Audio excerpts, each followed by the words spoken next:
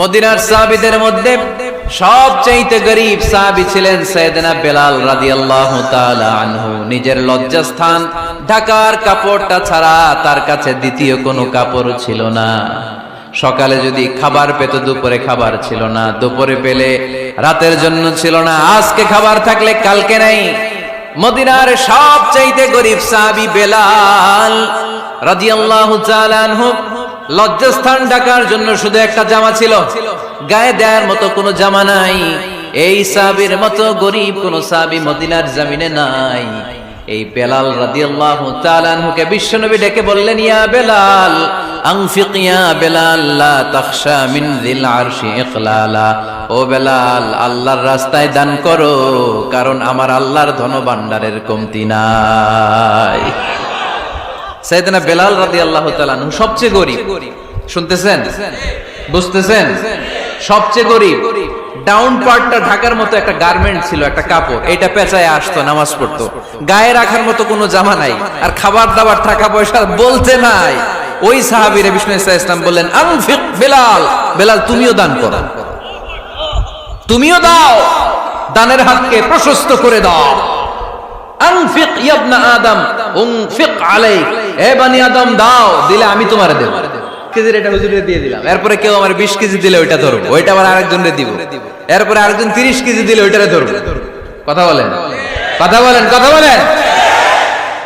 এজন্য আল্লাহ বললেন, ইনফিকুনা ফিস সাররাই ওয়াদ দাররা। আমার মুত্তাকি বান্দার প্রথম গুণ, তারা সুখে দুঃখে সব সময় দান করে, দানের ধারাবাহিকতা সব সময় অব্যাহত রাখে। যারা সুখে দুঃখে সচ্ছল অসচ্ছল সব অবস্থায় দান করে, তাদের নাম হলো মুত্তাকি। মুত্তাকিদের প্রথম বৈশিষ্ট্য দান করে। আপনারা দান করেন তো? কিশোরগঞ্জের ভাইয়েরা সবাই করেন, করেন তো? Take it as a reminder. আজকের এই আলোচনাটা একটা রিমাইন্ডার হিসেবে নেন। যাদের দান করতে একটু সমস্যা, মনে থাকে না, অলসতা বা একটু কিপটামির মনোভাব আছে, এই কিপটামি কৃপণতা ভুলে যান, দেন। দেন না একটু? আপনারা দিবে কে?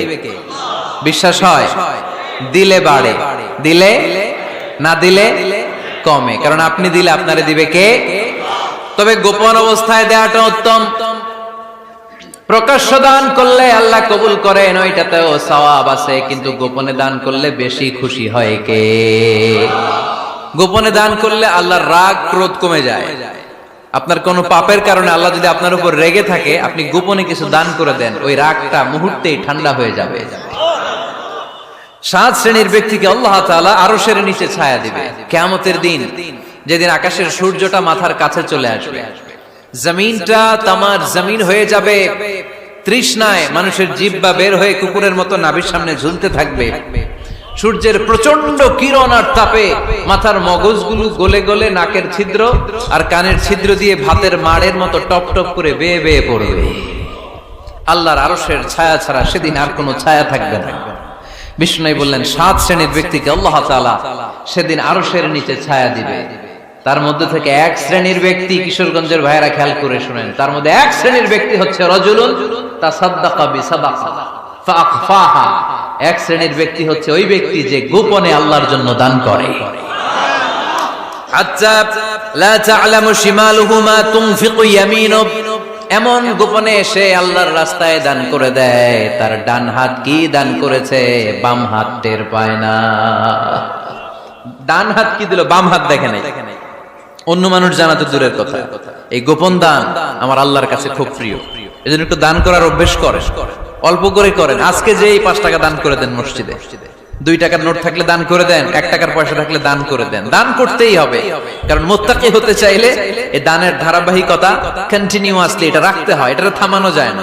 সময় ভালো বেশি দিলাম, সময় খারাপ কম দিলাম, কিন্তু দিতে হবে। রাজি আছেন? আল্লাকা সিররুন ইনদাল্লাহ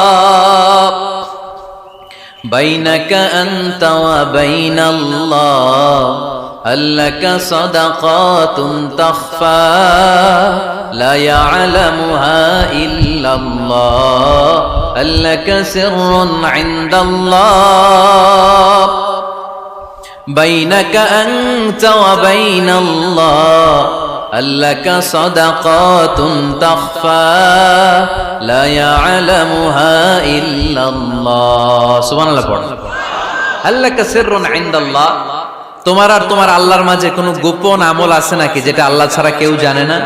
জীবনে আমাদের প্রত্যেকেরই এমন কিছু গোপন আমল, ইবাদত আর দান সদকা করা দরকার যেটা দুনিয়ার কেউ জানে না, জানে আমার রব আর জানি আমি। এরকম দান থাকার দরকার আছে না নাই? তোমার জীবনে এমন কোন গোপন সাদাকা আছে নাকি যেটা আল্লাহ ছাড়া কেউ দেখেনি? এই গোপন সাদাকাটা আল্লাহ খুব পছন্দ করে। এখানে মাদ্রাসা, আজকে আমার ভাই অমুক ভাই দিবেন 2 লক্ষ টাকা, বলেন মারহাবা। এটা উনি আল্লাহর জন্য দিতে পারে, মারহাবার জন্য দিতে পারে, ঠিক কিনা?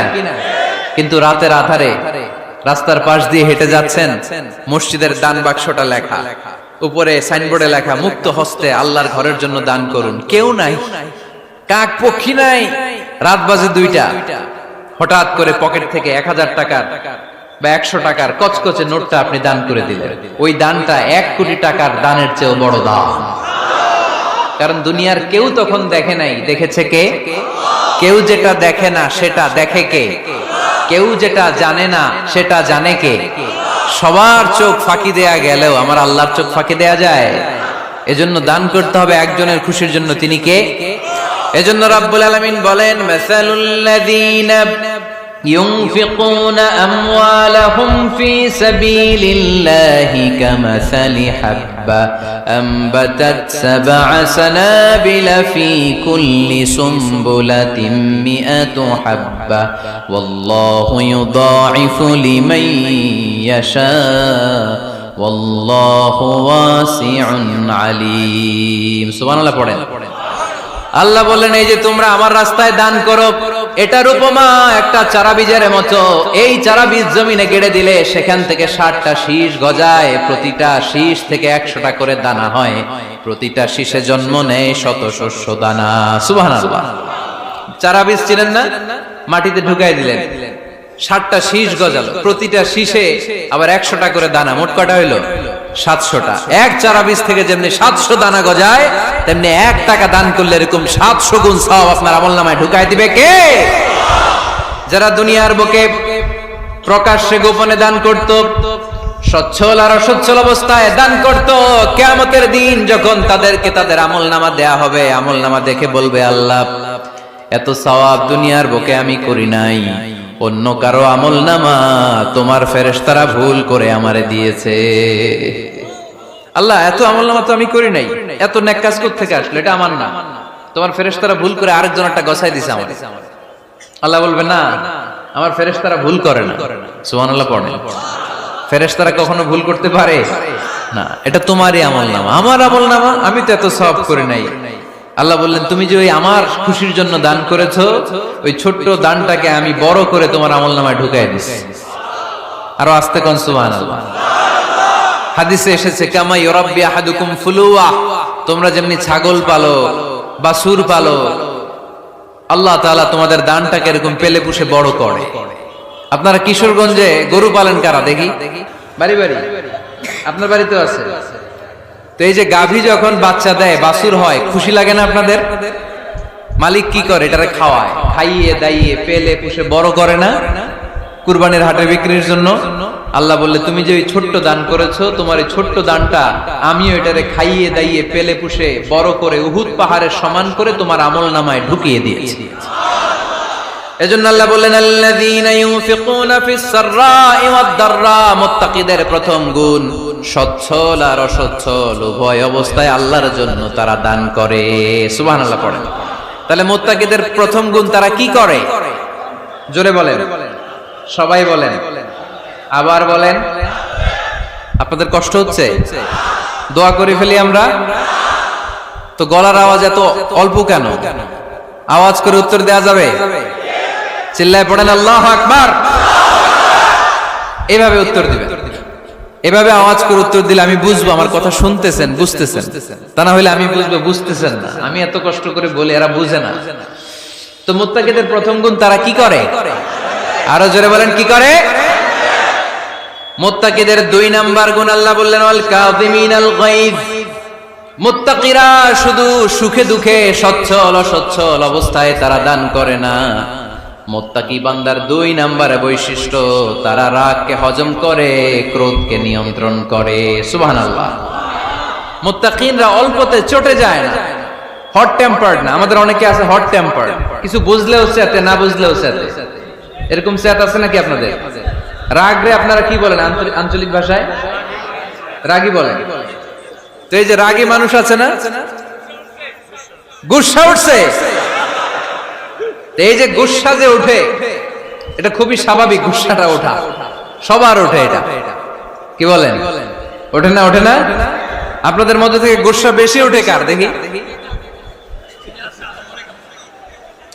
আছে তো, রোগী আছে তো অনেক। আল্লাহ আপনাদের গুসাগুলোরে ঠান্ডা করে দেখ, আর ভালো গুসাগুলো যেন আপনারা ইসলামের পক্ষে করতে পারেন। আল্লাহ তৌফিক দান করো। রাগ হবে ইসলামের জন্য। আল্লাহর জমিনে আল্লাহর বিধান লঙ্ঘন হলে আমরা রেগে যাব। চিল্লায় বলেন ঠিক কিনা? এছাড়া কেউ আমাদেরকে রাগাতে পারবে না। ওয়াল কাযিমিনাল গায়জ, মুত্তাকিন বান্দারা রাগকে হজম করে। রাগ হওয়াটা খুব স্বাভাবিক, এটা ন্যাচারাল, এটা কি প্রাকৃতিক। আমাদের দেহে এক ধরনের হরমোন আছে, এটার নাম হচ্ছে অ্যাড্রেনালিন বলে এটাকে, অ্যাড্রেনালিন হরমোন। তো এই হরমোনটা যখন নিঃসরিত হয় তখন আমরা রেগে উঠি, এর আগে আমরা রাগি না। This adrenaline hormone triggers up your bodies fight response. এটা নিঃসরিত হলেই বডি তখন ফাইট করতে মন চায়, মনে চায় খায়া ফেলাই, মাইরা ফেলাই, দইরা ফেলাই, অক করে হোতা এলাই। আপনারা বলেন না এগুলো? মাইরা অ্যালবাম, কাইটটা অ্যালবাম, অক করে হোতা অ্যালবাম বলেন আপনারা? এগুলো কখন বলেন? যখন রেগে যায়, যখন রেগে যা। কিন্তু মুত্তাকি হতে চাইলে যখন তখন রেগে যাওয়া যাবে। ওয়াল কাযিমিনাল গায়জ, যুবক ভাইরা খেয়াল করে শোনো, মুত্তাকি হতে চাইলে 2 নম্বর যে বৈশিষ্ট্যটা আমাদেরকে ধারণ করতে হবে সেটা হচ্ছে ওয়াল কাযিমিনাল গায়জ, রাগকে নিয়ন্ত্রণ করতে জানতে হবে। রাগ এটা ভয়ঙ্কর। অনেকে রাগ করতে করতে যে স্ট্রোক করে ফেলে, আছে না? হার্ট অ্যাটাক করে ফেলে। অনেকে রাগের মাথায় মারাও যায়, আছে না নাই? এটা ভয়ঙ্কর। এর আছে অনেক শারীরিক, মানসিক অনেক প্রভাব, অনেক ক্ষতিকর প্রভাব আছে এই রাগে। রাগটা অনেকটা ঝড়ের মতো। কিসের মতো? ঝড় যেমনি একদিক থেকে এসে সব ভেঙে চুরে তছনছ করে লন্ড ভন্ড করে দিয়ে আরেক দিকে সাঁ করে চলে যায়, রাগও তেমন। একদিক দিয়ে আসে, সব শেষ করে দিয়ে আরেক দিকে চলে যায়, ঠিক কিনা? এর আগের মাথায় পৃথিবীতে কত খুন খারাপি ঘটেছে, ঠিক কিনা? বাবা ছেলের মধ্যে রাগ আছে না নাই? বন্ধু বন্ধুর মধ্যে, বন্ধু কয় এটা আমারে দে, ওই বন্ধু বলে না দিব না, রেগে গেছে, কিলাকিলি ঘুষাঘুষি আছে না নাই? বাবা ছেলের মধ্যে জমি জমা নিয়ে হয় না অনেক সময়? বাবা কয় এই জমি তুই পাবি না, পোলায় কয় আমার এই দিবা তুমি। বাপে কয় না দিমু না, পোলায় কয় দিবা। বাপে কয় তোরে তেজ্য পুত্র করে দিলাম, পোলায় কয় তোমার মাথায় আমি কোপ মাইরা দিলাম। আছে না? লেগে গেল, মারাত্মক ঝগড়া। হাজবেন্ড ওয়াইফের মধ্যে এগুলো আর হয় না, তাই না? রাগারাগি হ্যাঁ বেশি হয়। কিশোরগঞ্জে এগুলো আছে। আহা, খবরদার, এগুলোকে বাড়তে দেয়া যাবে না। শয়তান খালি গুতায়। শয়তান চায় কি করে ফ্যামিলিকে ব্রেক ডাউন করা যায়। শয়তান একটা আরশের উপর বসে, অন্য শয়তানরা এসে বলে আমি ওজনে কম দেওয়াইছি, কারে কিছুই করস নাই তুই। আরেকজন এসে বলে আমি সুদ খাওয়ানোর ব্যবস্থা করে দিয়ে আসছি, কারে এটা কিছুই না। আরেকজন এসে বলে মাদ্রাসায় যাচ্ছিল আমি সরাই দিছি, কারে এটা কিছুই না। আরেক শয়তান এসে বলে আমি স্বামী স্ত্রীর মধ্যে বিচ্ছেদ ঘটাই দিছি। ইবলিশ শয়তান তখন এটারে নিয়ে নাচতে শুরু করে দেয়। এজন্য স্বামী স্ত্রীর মধ্যে ঝগড়া আছে না নাই? হাজবেন্ড বলে একটা, ওয়াইফ বলে আরেকটা, আছে না নাই? হাজবেন্ড বলে তুমি যাইবা না, এই বিয়ার দাওয়াতে যাইবা না, ও আমারে অপমান করছিল। বউ কয় আমি যামু, আমার বান্ধবীর বিয়া, তোমার কি? আছে না নাই? হাজবেন্ড কয় না যাবি না, বউ কয় যামু, গেলে তোর খবর আছে। বউ কয় কি করবা? কয় তালাক দিয়ে দিলাম। আছে না নাই? ছোট্ট ঝগড়া থেকে মাথা গরম করে রাগের মাথায় তালাক দিয়ে ফেলে। এজন্যই রাগ ভয়ঙ্কর। এর রাগের কারণে বন্ধু বন্ধুর সম্পর্ক নষ্ট হয়, হাজবেন্ড ওয়াইফের মধ্যে ডিভোর্স হয়ে যায়, বাবা ছেলের মধ্যে সম্পর্ক ছিন্ন হয়ে যায়। এটা ঝড়ের মতো। এজন্য মুমিনরা চাইলেই চট করে রেগে যেতে পারে। এজন্য রাগ নিয়ন্ত্রণের দরকার আছে না নাই? এজন্য আল্লাহ বললেন والذين ينفقون أموالهم في سبيل الذين ينفقون في السراء والضراء والكاظمين الغيظ والعافين عن الناس মুমিন বান্দার মুত্তাকিদের প্রথম গুণ দান করে, মুত্তাকিদের দ্বিতীয় গুণ তারা রাগকে হজম করে। সুবহানাল্লাহ পড়ে। রাগকে কি করতে হবে? জোরে বলেন কি করতে হবে? আল্লাহ রাসূল বললেন লাইসা শাদীদু বিসরাআ, কুস্তি খেলে যে অন্যকে মাটিতে শুইয়ে দিতে পারে সে আসল শক্তিশালী না। ইন্নামাশ শাদীদুল্লাযী ইয়ামলিকু নাফসাহু ইনদাল গাদাব, রাগের মাথায় যখন নিজেকে যে নিয়ন্ত্রণ করতে পারে আল্লাহর কাছে ওই ব্যক্তিটাই শক্তিশালী।